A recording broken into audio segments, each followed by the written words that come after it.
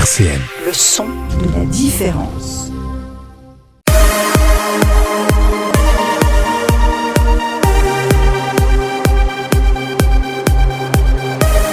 10h, 11h, et puis c'est tout sur RCN, avec la communauté de pratique Épilepsie Handicap Nord-Est. Bonjour et bienvenue dans cette toute nouvelle émission que nous vous présentons sur RCN, l'émission Et puis c'est tout qui chaque mois traitera de l'épilepsie, un sujet important puisque l'une des maladies les plus fréquentes en France et pourtant les plus méconnues. Je suis très heureux de démarrer cette nouvelle aventure avec vous. Bonjour Audrey, bonjour Céline. Bonjour. Vous nous accompagnerez durant toute l'année sur ce projet d'émission, sur cette émission sur l'épilepsie. Je rappelle que vous êtes toutes les deux animatrices de la communauté de pratique épilepsie et handicap, c'est bien ça ? Oui, c'est tout à fait ça. Et porteur du projet et animateur de ce projet d'émission qu'on fera donc tous les mois. Avec nous également dans ce studio le docteur Kuchenbusch. Bonjour docteur. Bonjour monsieur. Vous êtes notre premier invité. Vous êtes maître de conférence et praticien au CHRU de Nancy. Vous êtes pédiatre également et responsable du centre de référence des épilepsies rares de Nancy. J'ai bien tout dit ? C'est parfait. Parfait. Vous êtes nos spécialistes aujourd'hui et avec vous tout à l'heure on découvrira plus précisément ce qu'est l'épilepsie. Je le disais, une maladie très courante en France et pourtant très peu connue. Donc vous nous donnerez quelques éléments de compréhension pendant cette émission. Également avec nous deux témoins, je suis très heureux de vous accueillir toutes les deux. D'abord Ségolène que nous ici on a le plaisir de connaître à RCN puisque tu viens très régulièrement nous donner un coup de main dans la vie de cette radio. Bonjour. Bonjour Ségolène, on peut dire que tu souffres d'épilepsie. Oui, c'est ça. Et que tu nous raconteras ton parcours dans quelques minutes. Et on parlera ensemble de c'est quoi aujourd'hui vivre avec une épilepsie. Et puis avec nous également Marie-Agnès, alors vous êtes maman de quelqu'un qui est épileptique, qui souffre d'épilepsie, je préfère dire ça comme ça d'ailleurs. Oui. Donc on dit de vous que vous êtes une mère aidante. Oui, tout à fait. Bonjour tout le monde. Bonjour Marie-Agnès. Et puis vous êtes également présidente de l'association Accueil Épilepsie Grand Est. Oui, tout à fait. Parfait. Ouais. Chaque mois, je le disais, on abordera un sujet autour de l'épilepsie. Ce mois-ci, on va donc parler d'abord de ce qu'est l'épilepsie, parce que c'est important de mettre un contexte, de poser des éléments de compréhension. Et puis après, j'imagine qu'il y aura plein d'autres thématiques. J'ai entendu dire qu'on parlerait de sport et d'épilepsie, qu'on parlerait de la crise d'épilepsie. Donc il y aura beaucoup de sujets à aborder tout au long de ces émissions qui arrivent désormais sur RCN chaque deuxième mardi du mois et que vous retrouvez également à d'autres moments dans notre programmation et qu'on est très heureux de vous proposer. Alors, pour démarrer cette émission, Audrey et Céline, vous êtes allés avec le micro RCN dans la rue rencontrer le public et vous avez posé des questions à ce public. Tout à fait. Quelle est la première question que vous avez posée ? On va écouter les réponses, mais quelle est la première question qui a été posée ? Qui de vous deux C'est moi. C'est toi, Céline. Alors, la première question était, c'est quoi l'épilepsie pour vous ? Une question très générale. L'épilepsie, c'est pas terrible quand même tout ça. L'épilepsie, c'est quand vous tombez par terre, tout ça, là, vous faites des crises de convulsions, tout ça, là, c'est ça ? Ouais, c'est pas Jojo, hein, c'est pas Jojo. Alors l'épilepsie, pour moi, je l'imagine sous forme de crise, quand on fait des crises d'épilepsie. Ouais. Donc j'imagine des convulsions. C'est une maladie déjà avant tout. Ouais, je pense que voilà, c'est une maladie, c'est une crise qui... c'est une crise qui peut arriver peut-être pendant une angoisse, non ? Je sais pas, après j'en ai déjà vu devant moi. L'épilepsie se caractérise par des tremblements assez virulents de la part de la personne avec une phase après l'épilepsie qu'on dit, je sais plus le nom, d'endormissement avec peut-être des bavements où il faut mettre la personne en PLS mais surtout pas l'arrêter de faire sa crise. Et après l'épilepsie, c'est un peu une maladie aussi. C'est une maladie où en fait on n'a plus le contrôle de soi avec les différentes couleurs qui changent par seconde quoi. Donc pour moi l'épilepsie c'est ça quoi. C'est les gens qui font des qui tremblent quoi, qui font des crises, qui sont stressés peut-être, je sais pas, et ils se mordent la langue aussi. Ça part du cerveau et c'est le corps qui réagit en mode Beaucoup de choses qui ont été dites dans ce micro-trottoir. On va essayer de démêler le vrai du faux et on aura toute une heure pour le faire. Moi, j'ai entendu qu'il y avait les couleurs qui changeaient. On vérifiera ça dans un instant. Peut-être que chacun peut dire un mot sur ce qu'il vient d'entendre. Qu'est-ce que vous en retenez de ce micro-trottoir, de cette première partie ? Je commence par qui ? Par le docteur ? Par la maman aidante ? Par qui ? Moi, je peux commencer. Allez. Ce qui me vient à l'idée, c'est le fait qu'on confond beaucoup les différents termes et que c'est quelque chose qu'on rencontre assez classiquement, en fait, la confusion de ces termes. Donc, preuve qu'il faut, à un moment donné, soulever les idées reçues. Tout à fait. Et on va le faire, c'est ça. Comptez sur moi, j'ai pas mal de questions à vous poser en ce sens. Marie-Agnès, quelques réactions sur ce micro-trottoir ? Oui, donc beaucoup d'idées reçues. Et justement, le fait de faire cette émission permettra justement de donner un éclairement. C'est ce qu'on espère faire, effectivement, tout à fait. Savoir un peu ce qu'il faut faire, pas faire. Qu'est-ce que c'est l'épilepsie ? On a toute une heure là pour effectivement en parler. On a entendu beaucoup de choses, on a entendu maladie, crise, mais aussi angoisse. On verra si tout ça se mélange ou pas. Ségolène, un mot sur ce micro-trottoir, sur ce que tu viens d'entendre ? Eh ben, il y a des choses vraies et fausses, tout à fait, des idées reçues à supprimer parce qu'il y en a quand même plus que des idées vraies, j'ai l'impression, en fait. Bah justement, je sais qu'effectivement, mais il y a aussi beaucoup de croyances dans tout ça. Il y a beaucoup de choses qui sont ancrées depuis longtemps. On en reparlera avec toi tout à l'heure. Tu es dans l'association depuis un petit moment maintenant et on a appris à connaître un certain nombre de choses. Mais j'avoue, quand on n'est pas confronté directement à une situation, on peut pas toujours tout savoir, effectivement. Et c'est pour ça que c'est bien qu'on en parle. Audrey, un mot sur ce micro-trottoir ? Oui, alors nous, le micro-trottoir, on a entendu toutes les réponses, donc on est un peu biaisé, mais on a effectivement entendu, c'était un peu mélangé entre soit des idées très farfelues, et on va en entendre après quelques-unes, soit des gens qui avaient une expérience et qui du coup se basaient sur leur expérience, soit pour un proche, soit parce qu'ils en ont été témoins une fois, mais qui est forcément toute relative à leur expérience. On a entendu notamment l'histoire de la mise en PLS, notamment, et qu'il fallait surtout pas empêcher quelqu'un de faire sa crise d'épilepsie. Oui. Ça fait partie peut-être des conduites à tenir dont on pourra parler évidemment tout à l'heure. Céline, quelques mots sur ce micro-trottoir qu'on vient d'entendre ? Oui, sans répéter ce qui vient d'être dit, effectivement, quelques confusions, du vrai, du faux. Je dirais plutôt des confusions et une difficulté peut-être à faire la part des choses. Ok. Voilà. Eh ben, on va refaire le point sur tout ça. Audrey, la deuxième question que vous avez posée aux gens dans la rue. Eh bien justement, c'était de savoir s'ils avaient une idée de quelles en étaient les causes. Bah, c'est une maladie, je pense. C'est dans le corps. Chaque personne a ses problèmes et puis je pense que c'est comme ça, quoi. C'est une maladie, voilà. L'épilepsie, c'est quand des personnes qui ne supportent pas la lumière, les flashs, les gros flashs, quoi. C'est héréditaire ou non ? C'est héréditaire. Pour moi, c'est une personne du coup qui tombe et qui va se mettre à convulser quand elle a eu un stimuli trop fort. Donc stimuli, je dirais, visuel en partie avec les lumières vu que c'est le plus répandu. Mais je pense qu'il y a aussi tout ce qui est sensoriel aussi qui entre en compte. C'est neurologique. Ça doit être un dysfonctionnement de transmetteur ou je ne sais quoi. Elles peuvent être diverses et variées les causes. Suite l'épilepsie, moi je connais quelqu'un qui est épileptique suite à avoir eu un accident de circulation, un trauma crânien. J'en connais d'autres de par le travail qui sont nés épileptiques parce que c'est héréditaire par les parents ou la famille plus ancienne entre guillemets, grand-père, grand-mère ou autre. Puis voilà, mais c'est souvent un problème neurologique.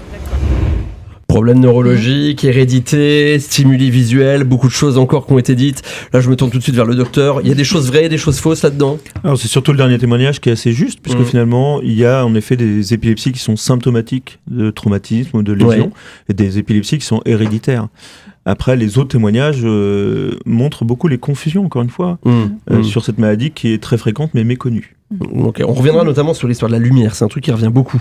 On va essayer de comprendre pourquoi cette idée-là reste dans la tête des gens et voir si c'est vrai ou pas vrai. Je continue, Marie-Agnès. Alors oui, moi je rebondis sur le fait que les gens ont dit que c'était une maladie. Effectivement, c'est une maladie, mais il n'y a pas de microbes là-dessus. Donc moi, en fait, j'ai vécu le fait qu'on voulait enlever mon fils de l'école pour ne pas que les autres enfants attrapent l'épilepsie. Voilà, c'est juste mon témoignage là-dessus. C'est pas une maladie qu'on se redonne. Non, pas du tout. Comme d'ailleurs beaucoup de maladies, comme beaucoup de maladies, mais celle-là n'en fait pas partie. Donc il y a beaucoup de maladies qui ne se redonnent pas, justement. Voilà, exactement, comme beaucoup de maladies, absolument. Ségolène, sur ce que tu viens d'entendre ? L'épilepsie héréditaire, moi par exemple, c'est pas du tout mon cas en fait, c'est une épilepsie idiopathique, ça s'appelle, que j'ai, donc sans cause, sans traumatisme, il n'y a eu aucun élément déclencheur qui me l'a provoqué. Donc toi, c'est la notion d'hérédité qui t'interpelle un petit peu, parce que c'est pas ce qui te... Ok, très bien. Céline ? Oui, à nouveau, pas mal de croyances et en même temps des propos assez étayés par rapport à l'origine neurologique. Je crois que le sujet reste extrêmement complexe en fait, complexe et multiple, et que on aura tout le temps d'aborder ça au fur et à mesure des émissions. Aurore, de ton côté ? Alors, monsieur Audrey, mais c'est pas grave. Audrey, pardon, Aurore. J'ai Aurore en face de moi qui vient nous voir. Il n'y a pas de problème. Moi, ce que je retiens aussi, c'est cette idée qu'il y a peut-être une confusion encore entre les causes de la maladie et les causes des crises. Et je crois qu'on a entendu un petit peu deux choses qui sont deux choses différentes finalement, mais c'est tout l'objet de cette première émission. On est ravis. On va en reparler dans un instant avec le docteur Kuchenbusch, les causes de la maladie et les causes de la crise, effectivement. Je pense que c'est deux choses dont il faut qu'on parle dans un instant. La dernière question que vous êtes allé poser dans la rue, je crois que c'est toi, Céline, qui doit nous la donner. On est parti sur que pensez-vous qu'il faille faire face à une crise ? Moi, mon papa, qui est décédé maintenant, était médecin cardiologue et il m'a toujours dit qu'il fallait sortir la langue de la bouche de la personne. Alors je sais pas, je l'ai jamais fait en pratique, mais il m'a dit qu'il fallait dégager les voies respiratoires et que ça pouvait sauver des vies. Mon amie le sentait quand ça arrivait, donc quand elles le sentent, elles se mettent en sécurité aussi. Je pense que c'est une habitude à prendre. Pour moi, c'est dangereux, oui, parce que s'ils peuvent s'étouffer, j'ai entendu qu'ils peuvent s'étouffer et faut pas les toucher normalement quand ils sont comme ça, parce que sinon, ouais.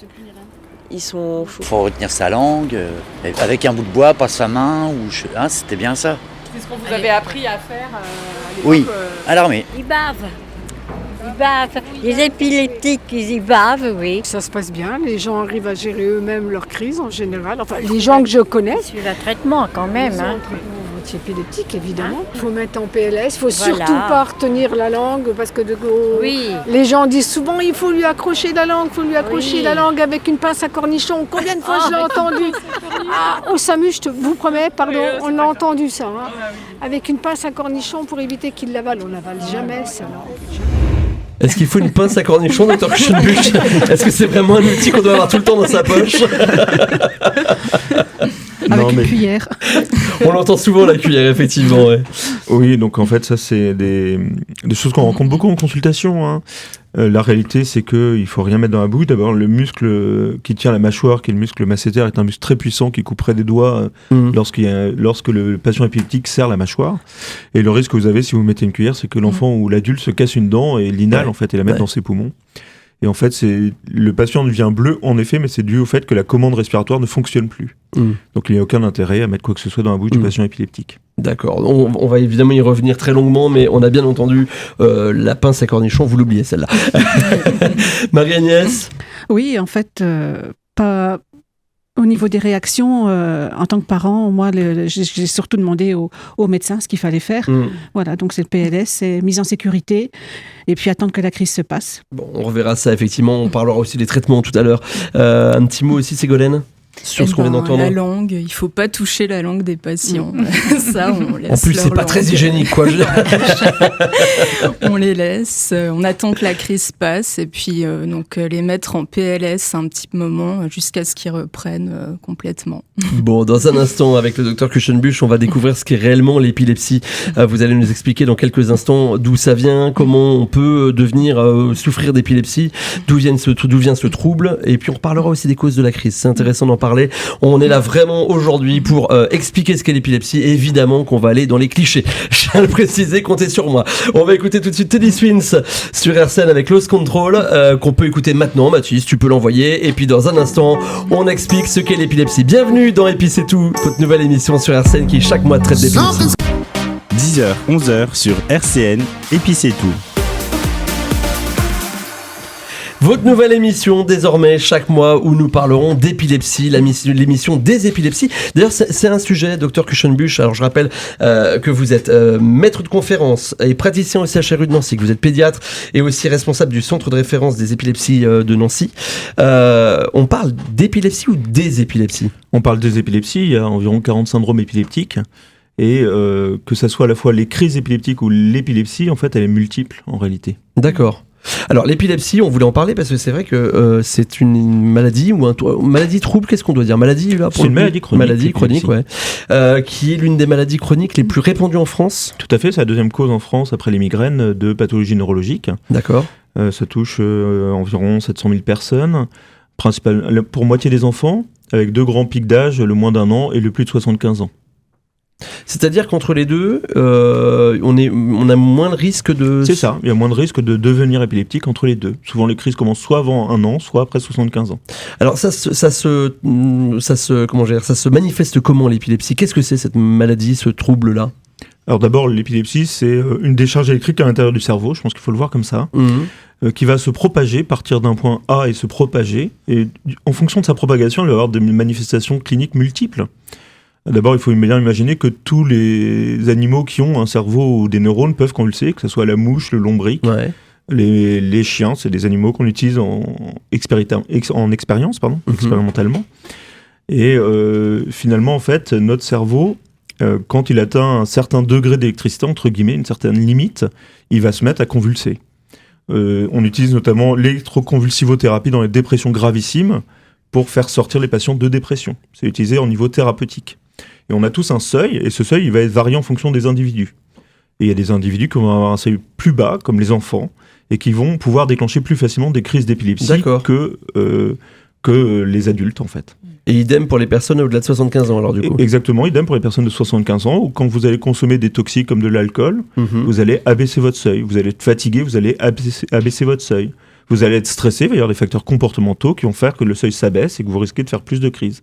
C'est pour ça que tout à l'heure, on parlait de l'angoisse comme un facteur déclenchant de crise d'épilepsie. C'est une possibilité, parce qu'elle va venir abaisser le seuil épileptogène et donc favoriser l'apparition de crises. Quand on est épileptique, on fait forcément des crises d'épilepsie. Alors, quand on est épileptique, on a au moins fait une crise d'épilepsie dans sa vie. Mais ça peut être qu'une seule. L'idée, c'est qu'il faut bien distinguer la crise d'épilepsie de la maladie épileptique. La crise d'épilepsie, ça peut être un symptôme. Quand vous avez, par exemple, une intoxication, vous pouvez faire une crise d'épilepsie sans pour autant être épileptique. D'accord. L'épileptique, c'est quelqu'un qui va faire une crise d'épilepsie et qui va avoir un facteur de récidive important. Alors du coup, c'est que je comprends bien, la crise d'épilepsie ou l'épileptique, les deux sont une maladie chronique ? Non, la crise d'épilepsie est un épisode. D'accord, donc un événement. On peut avoir souffert d'une crise d'épilepsie et que ce soit unique dans sa vie, qu'il n'y en ait pas d'autre. Tout à fait, exactement. D'ailleurs, a priori, il y a environ 4000... j'avais vu qu'il y avait beaucoup de personnes qui faisaient des crises épileptiques, j'ai pas le chiffre, excusez-moi, qui avaient des crises d'épilepsie sans être épileptique. Bien sûr, c'est assez fréquent pour nous. D'accord. Et l'épilepsie, alors l'épileptique, ou c'est ça, hein, donc la maladie chronique, le patient épileptique, la maladie chronique. Alors c'est quoi ? Ça veut dire que ce seuil, on l'a et que régulièrement, le cerveau produit plus d'électricité que le seuil ne permet de le supporter ? C'est qu'on a des zones de faiblesse, en tout cas à l'intérieur du cerveau, qui vont favoriser les crises d'épilepsie. Elles peuvent être dues à des malformations, comme on avait parlé tout à l'heure, ou à des causes héréditaires, avec par exemple des anomalies de canaux ioniques à l'intérieur du cerveau qui font que la barre est beaucoup plus basse. D'accord. Et il y avait une autre confusion tout à l'heure, c'était la confusion entre la crise d'épilepsie et la convulsion. La convulsion, c'est la manifestation motrice d'une crise d'épilepsie. Mais une crise d'épilepsie peut ne pas être motrice, en fait. Il faut bien imaginer qu'il y a énormément de symptômes épileptiques. Il y a des patients qui ont des crises de rire, d'autres des crises de pleurs. Il y a des patients qui ont des champs visuels qui deviennent pixelisés, comme les tableaux de Van Gogh. Il y a des patients qui sortent de leur corps et qui se voient par derrière. Il y a des patients qui entendent une musique particulière. Ce qui fait l'épilepsie, c'est que c'est toujours le même symptôme pour le même patient. C'est le côté stéréotypé qui se reproduit qui fait l'épilepsie. Mais alors comment, aujourd'hui on le voit bien, c'est une maladie qui est finalement très méconnue. Comment on peut savoir qu'on doit consulter et se dire que peut-être on souffre d'épilepsie ? Parce que ce que vous nous dites là, aujourd'hui dans l'imaginaire collectif, l'épilepsie c'est effectivement la convulsion, c'est effectivement la personne qui se met à avoir des convulsions, à bouger pas. Mais c'est pas, on n'imagine pas qu'on puisse avoir une crise d'épilepsie qui soit presque invisible du coup pratiquement. Et ben c'est le côté justement stéréotypé, c'est-à-dire que par exemple les crises de rire, le patient va avoir un rire figé subi. C'est pas du tout quelque chose qui est volontaire, en fait. Il n'y a pas d'émotion dans ce rire, c'est un rire mécanique. D'accord. C'est le côté, justement, d'une manifestation atypique se répétant régulièrement. Il faut savoir que ces crises, en fait, elles peuvent commencer comme ça, puis se poursuivre au fur et à mesure jusqu'à la grande crise, en fait, la généralisation. Et là, il va y avoir les signes moteurs qui vont apparaître. Et tout notre travail, ça va être justement d'essayer de comprendre quel est le premier signal, ce qu'on appelle le signal symptôme, qui est l'élément le plus localisateur. Si vous me dites par exemple, j'entends d'abord une musique, je sais que ça va se situer dans un lobe temporal de votre cerveau. Ça va me permettre de m'orienter dans la carte cérébrale en fait. D'accord, oui, parce qu'on est sur une maladie neurologique. Tout à fait. Donc l'idée pour vous, c'est de trouver la zone du cerveau où se situe l'anomalie. Tout à fait. Alors ça, c'est dans les épilepsies dites focales, c'est-à-dire qu'elles vont commencer par un endroit du cerveau et se propager. À côté de ça, il y a les épilepsies dites généralisées, où tout l'ensemble du cerveau part en même temps en fait. Donc, mais dans les épilepsies focales, quand on tendance à être assez résistante aux médicaments, il va y avoir un enjeu important qui va être d'essayer de comprendre d'où ça part. D'accord, ouais, effectivement. Et ça, on le sait à quel moment que c'est focal ou général ? Alors, c'est la présentation de la crise, c'est la description clinique de la crise. Il y a aussi l'électroencéphalogramme qui va permettre d'enregistrer l'activité électrique du cerveau, qui va permettre de mieux comprendre où sont localisées les anomalies. Et puis après, il va y avoir souvent des IRM cérébrales, donc pour aller regarder en imagerie la structure du cerveau pour voir s'il n'y a pas une malformation. Mais souvent, cette malformation est toute petite. Ce qu'il faut bien comprendre, c'est pourquoi on a du mal à identifier les causes de l'épilepsie. D'abord, c'est parce que nous, les médecins, on a du mal à les trouver. On a 50% de patients pour lesquels on est incapable de savoir la cause, même si on la suspecte. J'entendais donc tout à l'heure ma collègue me parler des épilepsies généralisées, idiopathiques, dites idiopathiques. Qu'est-ce qu'on peut dire ce que c'est pour que nos éditeurs comprennent ce que veut dire une épilepsie idiopathique? C'est un groupe d'épilepsie la plus fréquente qui correspond à des crises particulières que sont les crises généralisées ou les absences épileptiques qui sont un type particulier de crise. Mais a priori, il y aura une émission sur les types de crise, donc je pense que vous pourrez en apprendre plus sur cette émission. Et donc c'est dit idiopathique, ce groupe d'épilepsie. Et en fait, le terme idiopathique a été beaucoup critiqué, parce qu'en fait, idiopathique, ça veut dire qu'on ne connaît pas la cause. Mais la réalité, c'est qu'on pense que c'est dû à un ensemble de gènes. On pense que ça appartient à des épilepsies dites génétiques, en fait. Donc, quand on parlait d'hérédité, il y a vraiment un facteur héréditaire dans l'épilepsie aujourd'hui? Alors, il y a beaucoup d'épilepsies qui sont héréditaires, et il y a une partie plus faible des épilepsies qui sont symptomatiques, qui sont dues à une lésion cérébrale, pour le coup. Et souvent des saignements ou des tumeurs, parce que c'est vraiment ça qui va favoriser, qui va abaisser les seuils. Tout à l'heure, on entendait une dame qui disait qu'elle connaissait des gens qui étaient épileptiques et qui étaient devenus suite à un traumatisme crânien. Donc ça veut dire que globalement, soit c'est héréditaire, soit on a eu à un moment donné un traumatisme, quel qu'il soit, ce soit une maladie liée au cancer du cerveau par exemple, quelque chose qui appuie sur le cerveau, sur une zone du cerveau, c'est ça qu'on doit comprendre? Et qui crée cette épilepsie? Pas forcément qui appuie, mais en tout cas qui va abaisser le seuil. Parce que par exemple, typiquement, les tumeurs cérébrales chez l'enfant font très rarement convulser. C'est plutôt une problématique de la personne âgée. L'enfant, lui, va présenter des troubles neurologiques, il va présenter des vomissements, des céphalées, mais c'est pas un mode de révélation classique des tumeurs chez l'enfant. C'est plutôt le cas chez la personne très âgée, en fait. Pour comprendre ce que c'est cette histoire de seuil, là, vous pouvez nous en dire un peu plus? Parce que le seuil, on imagine que c'est comme si on avait une échelle de 1 à 10 et qu'on supportait plus ou moins bien, c'est ça? Qu'est-ce qui fait que le seuil est différent? Vous disiez tout à l'heure, par exemple, la consommation d'alcool, c'est ça qui peut jouer? Qui va abaisser le seuil. Alors, l'idée c'est quoi les autres facteurs, du coup? Alors, donc, il va y avoir la fatigue, il y a l'âge, c'est-à-dire qu'en grandissant, les enfants vont augmenter leur seuil, ce qui fait qu'il y a des épilepsies qui n'existent que dans l'enfance, qui vont disparaître à l'âge adulte. D'accord. Il y a le tabac, il y a le stress, l'anxiété. Il peut y avoir les flashs lumineux, on en a entendu un peu parler, dans certains cas d'épilepsie, mais ça on pourra peut-être revenir là-dessus. Et au contraire, en fait, ce qui va permettre d'augmenter le seuil, c'est les traitements antiépileptiques qui vont venir stabiliser en fait le réseau neuronal et qui vont permettre à ce réseau neuronal d'être beaucoup moins sensible aux variations. Donc ça veut dire qu'aujourd'hui on peut, alors on guérit pas l'épilepsie, en tout cas si elle est. Alors c'est pas vrai. On peut guérir de l'épilepsie. Il y a un cas particulier où on guérit de l'épilepsie, c'est si vous êtes opéré d'une malformation cérébrale qu'on vous enlève. D'accord. Et dans ce cas-là, vous pouvez être même libre de traitement médicamenteux. Ok. C'est un cas particulier, mais la plupart du temps, hélas, oui, on ne guérit pas d'épilepsie, mais on peut avoir dans 60-70% des cas une vie sans crise d'épilepsie sous traitement. Oui, ça, c'est un peu comme d'autres maladies, comme le diabète par exemple, qui peut être équilibré grâce à un traitement. Tout à fait, sauf qu'on a quand même 30% de résistance.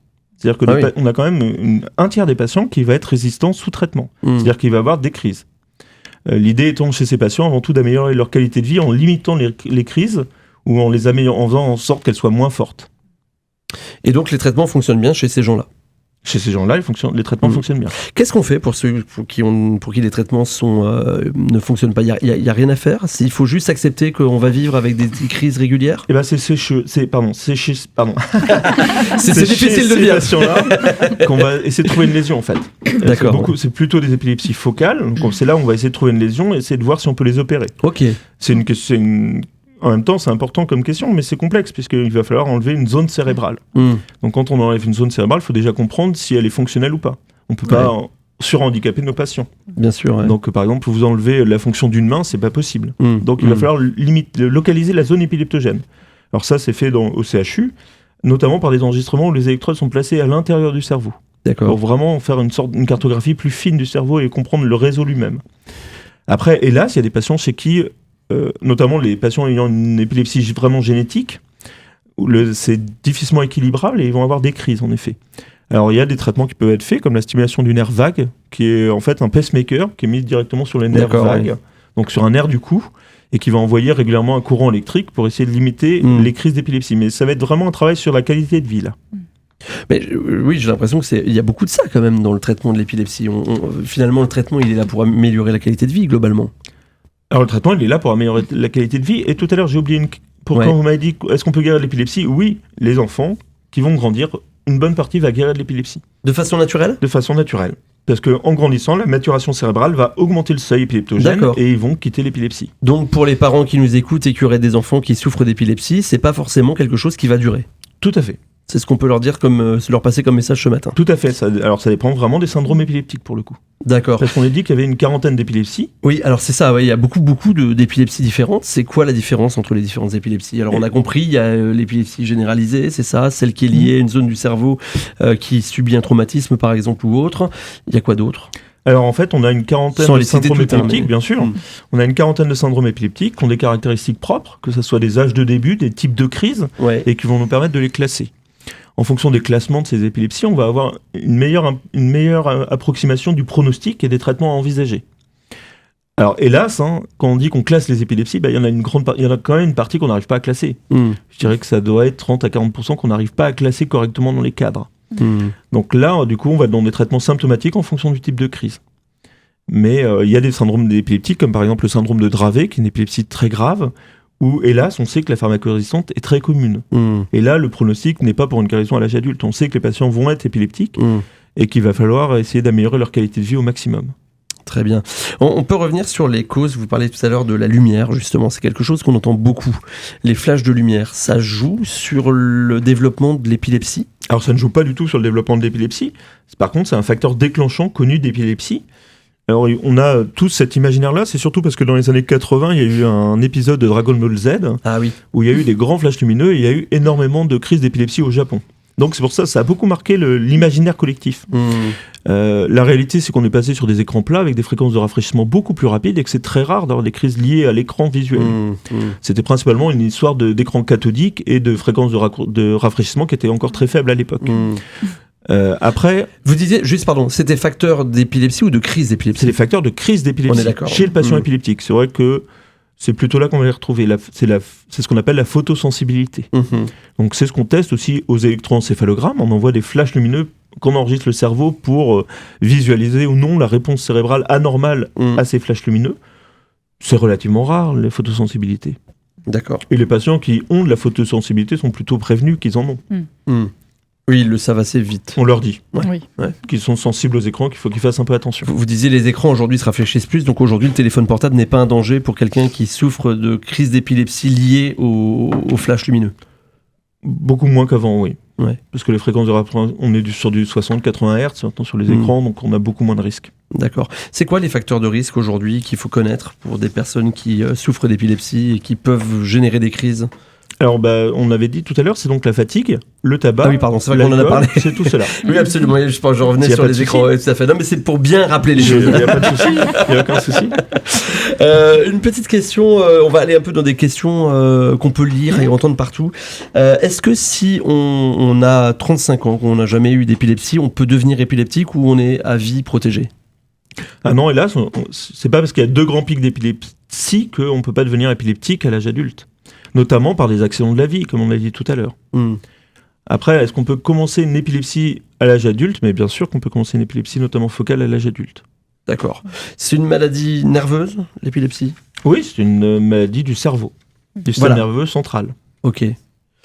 Quand on dit nerveux, c'est vrai qu'on a tendance à avoir le côté nerveux de comportement. Nervosité de comportement, mais ça n'a pas beaucoup de rapport en fait. Oui, c'est ça, c'est nerveux dans le sens où c'est les nerfs, enfin c'est le système électrique du cerveau, c'est ça. Ouais. La dépression, ça peut être à l'origine de l'épilepsie ? Non, la dépression, c'est une comorbidité. C'est-à-dire que quand on est épileptique, on peut avoir plus de difficultés à vivre et ça favorise la dépression.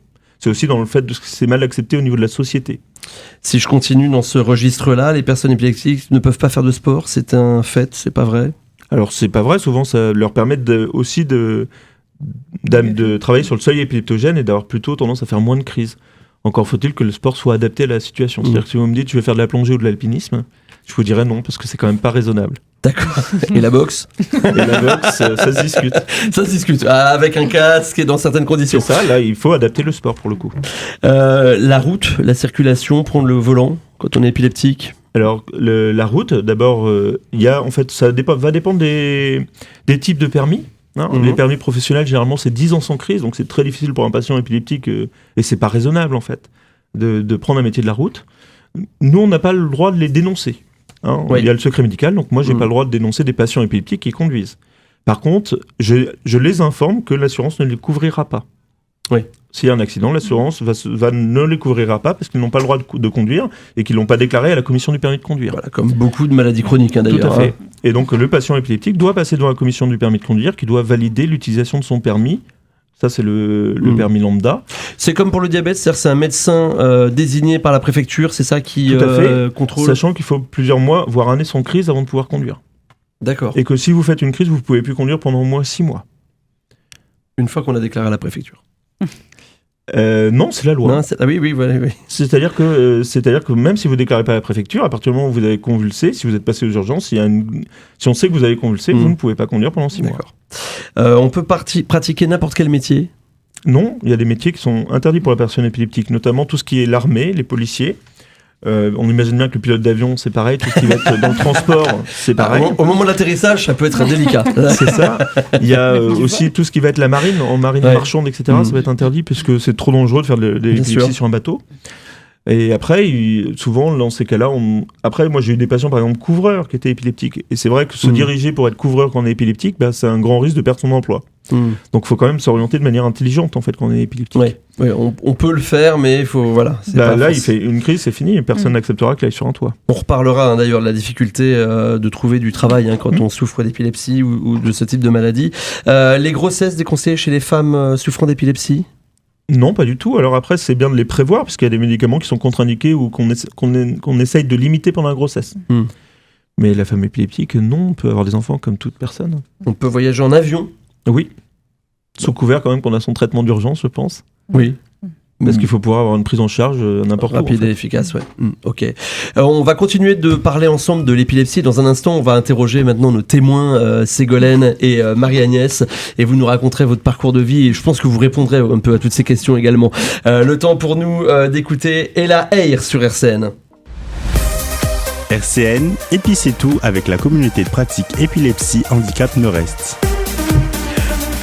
Toujours en direct pour parler d'épilepsie, cette nouvelle émission qu'on vous propose chaque mois pour parler d'épilepsie, des épilepsies. Je corrige parce qu'on a parlé de 40 épilepsies, c'est ça, docteur ? 40 syndromes. Et 40 syndromes. Et juste un petit mot, c'est vrai qu'on en parle hors antenne, vous le disiez, le cerveau est quand même quelque chose de fantastique. Vous disiez, il peut allumer une lumière et contenir tout Internet. Oui, tout à fait. C'est la capacité dendritique, elle a été réévaluée il n'y a pas très longtemps. En fait, elle est en capacité d'avoir tout Internet en fait, dans un cerveau en réalité. Ce qui est assez exceptionnel. Mais alors du coup, on se posait la question en rigolant, on disait mais pourquoi il faut qu'on aille sur OK Google quoi. Et vous nous disiez parce qu'on peut effectivement on a la capacité d'effacer et ça c'est important aussi parce que quand on a trop d'informations, en fait, ça vient perturber notre fonctionnement en réalité. Donc c'est important aussi de pouvoir faire de la place pour les nouvelles informations. Absolument, le cerveau est quand même quelque chose d'assez fantastique.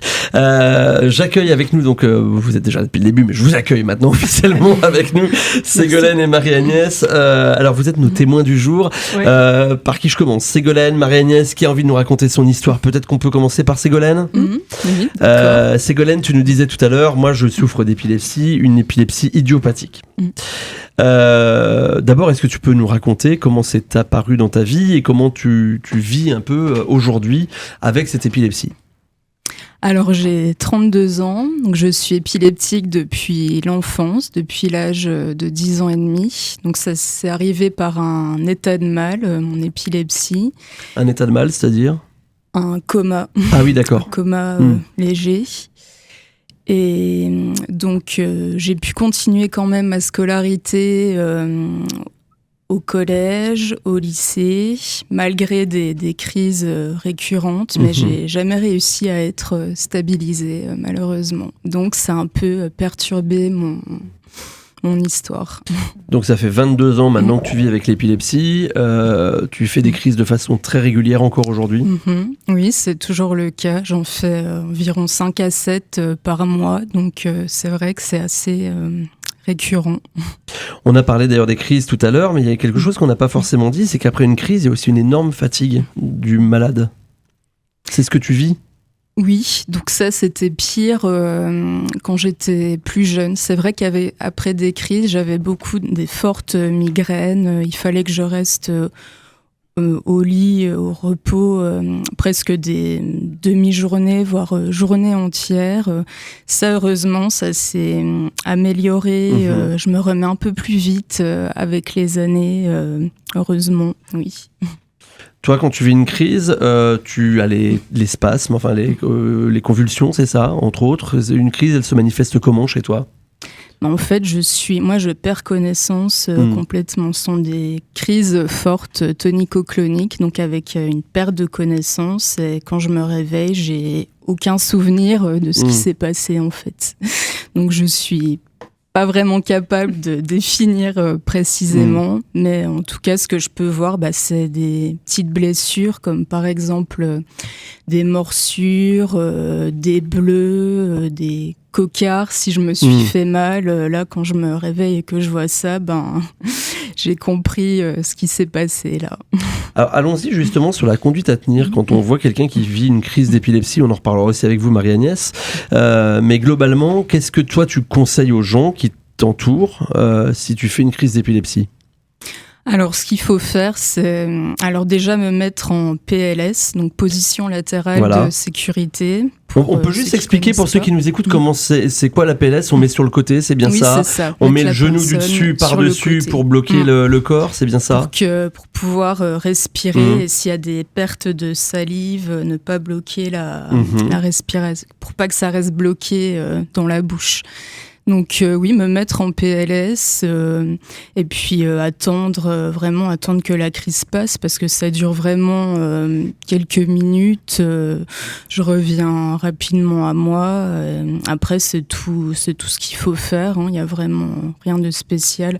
Donc malheureusement ça se passe pas toujours comme ça. Quand j'en fais dans la rue, en public, les gens qui voient ça pour la première fois, ils sont assez choqués. C'est vrai que ça fait peur voir quelqu'un qui perd connaissance comme ça.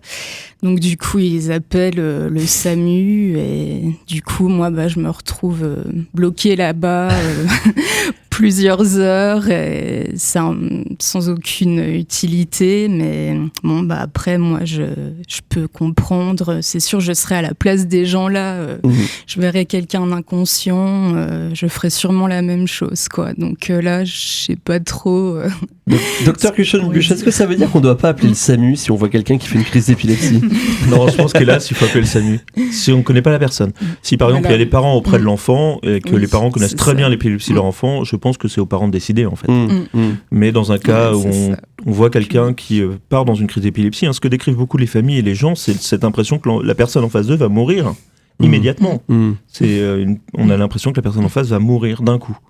Donc il faut d'abord noter l'heure, c'est la première chose à faire, parce que le temps va devenir... Alors voilà, ça c'est un point important. Va devenir gigantesque, c'est-à-dire 3 secondes, ça va vous paraître 3 minutes. C'est des secondes d'éternité. Parce que la durée d'une crise d'épilepsie, elle est importante pour le corps médical. Pourquoi elle est importante ? Parce qu'on sait très bien qu'il y a 2 types de crises d'épilepsie, des crises d'épilepsie qui s'arrêtent à 3 minutes et des crises d'épilepsie qui vont jusqu'à 30-40 minutes. Donc pour savoir un peu où on en est, la barre a été fixée à 5 minutes, et au bout de 5 minutes de crise, il faut qu'on mette un traitement pour stopper les crises, parce qu'on a des phénomènes où le cerveau va s'auto-entretenir en fait. D'accord. Ça a des conséquences, une crise d'épilepsie, d'ailleurs, sur le cerveau. Alors ça, c'est une question qu'on a souvent. La réalité est que non, le cerveau n'a pas de lésion due à des convulsions, sauf si celles-ci durent longtemps. Dans les modèles animaux, chez la souris, c'est des crises de plus de 30 à 45 minutes qui vont commencer à avoir un impact cérébral. Mais les crises courtes n'ont pas de conséquences. Ségolène nous raconte qu'elle n'a pas la mémoire à ce moment-là et que tu perds, je crois, tu m'avais déjà expliqué que tu peux perdre la mémar pendant un petit moment derrière. Oui, il me faut un temps pour revenir à moi. Oui, c'est ça. Et ça, l'épilepsie a un rôle sur la mémoire ? C'est quoi ? C'est selon la zone du cerveau qui est touchée ? Ça dépend des zones impliquées. C'est les zones. Tout à fait. Et alors, si c'est une crise généralisée, typiquement, il y a une perte de conscience. Et la crise généralisée a 2 phases. Une phase justement où la personne va devenir tonique, puis elle va avoir donc tonique toute raide, puis après clonique, elle va avoir des secousses, puis ça va s'arrêter, elle va être comme endormie, ronflante, avec une hypotonique toute molle, avec parfois une perte d'urine et de sel. D'accord, oui, donc il y a beaucoup de choses. Ça, c'est la partie post-critique. La crise est déjà finie sur cette partie-là. D'accord. Ségolène, tu vis seule aujourd'hui ? Oui, c'est ça. Comment ça se passe ? Est-ce que tu sens, je vais poser une question peut-être complètement idiote, tu sens arriver une crise d'épilepsie ou pas ? Est-ce que c'est quelque chose, tu te dis tiens, ça va m'arriver là ? Oui, alors avant mes crises, j'ai quasiment toujours une aura, ça s'appelle.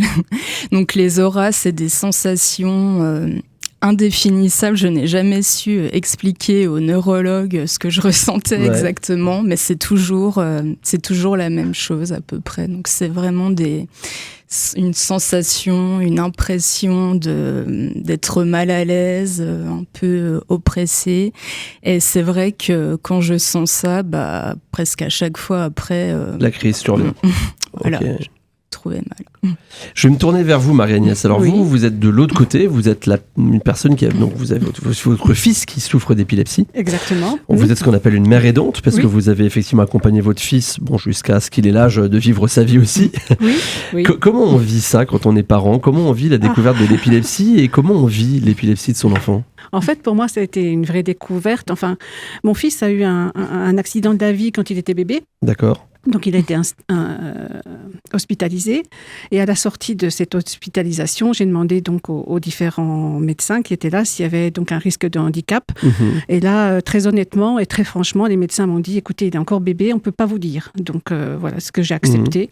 Et donc, j'ai repris mon enfant à la maison et nous l'avons élevé comme notre première fille, puisque je suis déjà maman d'une première fille. C'est à partir de l'âge de 6 ans que Corentin donc, a commencé à faire une crise d'épilepsie à la sortie de la sieste. Et là, je ne connaissais pas du tout l'épilepsie. Donc, j'ai observé ce que c'était. Et puis, naturellement, ça ne tombe jamais dans les bons moments. On était loin de la maison, loin du médecin généraliste. J'ai donc appelé mon médecin généraliste. C'est arrivé 1 fois, 2 fois, une première journée, une deuxième journée. Et puis, j'ai expliqué au médecin généraliste ce que c'était. Donc, il m'a dit, OK, donc je vous prends rendez-vous chez un neurologue.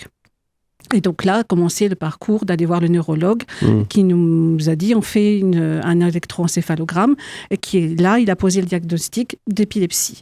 Il faut savoir que Corentin, suite à son hospitalisation de quand il était bébé, était déjà sous traitement d'un médicament que le docteur Kuchenbusch connaît, c'est le Gardénal. Donc, depuis qu'il était bébé jusqu'à ses 6 ans, il a gardé toujours la même dose de Gardénal et moi, je ne m'étais pas spécialement renseignée. J'avais bien vu que c'était anti-épileptique, mais sans plus, quoi. Bon. Et puis, à partir du moment où l'épilepsie a été diagnostiquée, il y avait d'autres handicaps aussi qui arrivaient, la vue, le cognitif. Donc, tout ça cumulé, voilà. Donc, et puis l'épilepsie. Donc, on l'a vu, les médecins du CHU. Il a été suivi et on a observé et soigné notre fils en fonction de ça. Quand vous avez un enfant de 6 ans qui fait quelques kilos et puis qui fait une crise d'épilepsie, en tant que maman, on peut le prendre dans les bras et on gère, ça c'est sûr. Au fur et à mesure qu'il a grandi, aujourd'hui il fait 1m80, 90 kilos. Quand il part ça devient plus difficile, vous n'êtes pas très grande, je ne sais pas, vous portez offense, mais... Voilà. Aujourd'hui, quand il fait des crises d'épilepsie, qu'on se retrouve dans un lieu extérieur, ma seule façon de faire quand je ne suis pas avec son papa, parce qu'on est toujours tous les deux avec lui, un de chaque côté, à lui tenir le bras. Mais quand il fait une crise d'épilepsie, c'est de le prendre dans ses bras, je l'entoure de mes bras et je tombe avec lui. D'accord. Voilà. Pour accompagner la chute. Voilà, et pour le mettre justement en PLS, mais pour ne pas qu'il tombe brutalement. Oui. Et s'il y a un environnement extérieur où il y a des risques de blessures, au moins comme ça, j'oriente en dehors de ces obstacles. C'est un gros risque ça, Dr Kuchenbusch, l'environnement extérieur. Quand on Tout à fait, d'ailleurs c'est une des premières choses à faire, c'est de dégager l'environnement en fait. On note l'heure, on dégage l'environnement, on attend que ça passe. Si ça dure plus de 5 minutes et qu'on a un traitement, on l'injecte, un traitement d'urgence. Donc c'est dans la bouche, principalement, le buccolame. Et on met en PLS dès qu'on peut. Votre fils a quel âge, Marie-Agnès, aujourd'hui ? 27 ans. 27 ans. Et il vit seul ? Non. Il est en maison d'accueil spécialisée. D'accord. C'est donc la Macépi Grand Est d'Ammartal-et-Toul qui est spécialisée dans des épilepsies pharmacorésistantes, avec d'autres patients, d'autres résidents qui ont tout plein de handicaps associés, voilà. Et il est incapable de vivre seul. D'accord. Ouais. Vivre seul pour quelqu'un qui souffre d'épilepsie, docteur, est-ce que c'est quelque chose qui est normal et qui peut se vivre, ou est-ce que vous conseillez justement qui est plutôt globalement des aidants? Je pense à Ségolène, effectivement, qui vit seule. Et on parle du fait de devoir mettre un peu en protection la personne. Quand on est seul, on ne peut pas être mis en protection. On tombe là où on tombe, quelque part. Tout à fait. Je peux pas dire Il n'y a plus, je suis désolé. rien à dire plus, ouais. Non, en même temps, il faut bien que la personne épileptique puisse avoir sa vie. Donc, c'est un équilibre très complexe. Hein. Notamment chez. Là, parce que donc la maman dont on vient d'entendre le témoignage, son enfant a aussi des handicaps cognitifs. C'est une épilepsie qui s'accompagne d'autres signes qui fait qu'il ne peut pas vivre seul. Ouais. Mais les gens qui n'ont pas ces handicaps cognitifs et qui veulent la vie la plus normale possible, c'est difficile de leur dire de ne pas vivre seul, en fait. Voilà. Non, mais c'était une question, c'est important de le dire aussi. On peut vivre seul quand on est épileptique. On peut avoir une vie absolument normale, comme tout le monde. Tout à fait. Sur le Marie-Agnès, tout à l'heure, en antenne, quand on préparait l'émission, vous me parliez du moment où les gens, devant vous, appellent les secours systématiquement s'ils voient une crise. Qu'est-ce que vous leur dites à ces gens-là ? Comment... On disait les parents par exemple qui connaissent depuis toujours peuvent agir aussi. Moi j'agis pour mon fils en public quand c'est comme ça, et puis donc la personne qui a appelé les pompiers, je la regarde bien gentiment puis je lui dis merci, mais la première question à me poser d'abord c'est de me demander si j'ai besoin des pompiers. Effectivement, si Corentin était tombé sur un objet contondant et j'aurais vu qu'il y avait une plaie, là, il n'y avait pas de souci. J'appelle les pompiers parce que je ne sais pas quelles sont les conséquences de cette plaie sur son état physique. Mais à partir du moment où il y a quelqu'un qui accompagne la personne qui fait une crise d'épilepsie, la première question au public à poser, c'est de savoir est-ce qu'il y a lieu d'appeler les pompiers ou pas. Voilà. Et effectivement, comme disait le docteur Kuchenbruck, nous, on regarde le temps. Bien sûr. Même si le temps pour nous paraît très très très long, le temps que la crise se fasse, mais on finit par les connaître, les crises de notre fils. Moi, je ne suis experte que sur l'épilepsie de mon fils. Bien sûr. En fait, la problématique des pompiers vient principalement qu'en fait, le pompier, quand il se déplace, il est obligé de ramener la personne aux urgences. Voilà, c'est ça, j'allais dire. C'est ça qui est primordial en fait. Et c'est vrai que du coup, il faut aller aux urgences et puis il y a le temps des urgences qui est très long. Et la fatigue, parce que j'allais y venir, Ségolène, hein, toi tu nous dis quand ça arrive et qu'on t'emmène aux urgences, le plus difficile c'est que tu es déjà fatigué de la crise, mais que les urgences, c'est encore un moment de fatigue en plus. Quoi. C'est sûr, je serais mieux à me reposer chez moi, tranquille. Mais encore une fois, quand on n'a pas l'information de savoir si c'est quelque chose de connu ou pas connu, on est obligé d'appeler les pompiers. Alors, oui, tout à fait. Ségolène, d'ailleurs, sur elle, tu as une carte, je crois, sur toi, que les gens peuvent voir, où il y a toute la conduite à tenir aussi. Oui, c'est une carte que j'ai toujours sur moi. Donc, si en général, les gens pensent à regarder dans mon sac à main et la trouvent, donc là, comme ça, ils savent ce qui m'arrive. C'est vrai que ça c'était une bonne idée, la carte, pour rassurer peut-être les personnes. J'aurais tellement envie qu'on parle de plein d'autres sujets, mais l'heure tourne déjà très vite. Je vous avais dit, c'est très frustrant une émission comme celle-là. J'aurais aimé, Ségolène, qu'on parle aussi de l'intégration sociale et du travail, mais je sais qu'il y aura aussi une émission sur le sujet. Marie-Agnès, j'aurais adoré qu'on continue cet échange. Juste, moi, une question que je voulais vous poser, Marie-Agnès. Comment vous allez-vous ? Mal. C'est tout. C'est dur. Oui. Ouais. Surtout que l'épilepsie, au fur et à mesure que mon fils grandit, elle se modifie. Et donc, c'est ça qui est difficile à appréhender. Aujourd'hui, mon fils, il porte un casque. D'accord. Parce que il s'est fait un traumatisme crânien il y a 2 ans. Voilà, donc en faisant une crise d'épilepsie. Et au fur et à mesure qu'il avance en âge, voilà, ça se modifie. Je ne peux pas dire que ça s'améliore, je ne peux pas dire que ça s'aggrave, mais ça se modifie, tout simplement. Donc, je suis spectatrice, je fais tout ce qu'il faut pour que... Enfin, je fais avec l'aide médicale, avec les médecins, avec toutes les recherches qui sont faites au niveau des molécules. Les neurologues, épidoptologues sont au courant de toutes les dernières recherches au niveau des molécules. À chaque fois, elles sont tentées pour Corentin, voir si ça lui convient, si ça lui convient pas. Voilà, donc tout ça, c'est pris en charge. Et puis, je vis... Alors, ce que je vous dirais simplement, effectivement, je vais pas super bien, mais je vis avec. Je fais pas sans. Voilà. Quand Corentin est à la maison, j'essaie de faire le maximum avec lui, de ce qu'il peut faire, mais je fais avec lui, pas sans lui. Voilà, c'est tout. Le rôle des aidants est très important, on le sait, dans toutes ces maladies, c'est très important d'avoir des gens sur qui on peut compter, mais c'est aussi important de prendre soin d'eux. On vous souhaite de prendre soin de vous, Marie-Agnès. Merci d'être venue témoigner ce matin. Merci Ségolène, merci Dr Kuchenbruck. C'était passionnant, j'aurais adoré qu'on puisse poursuivre cet échange encore et on le fera dans un mois.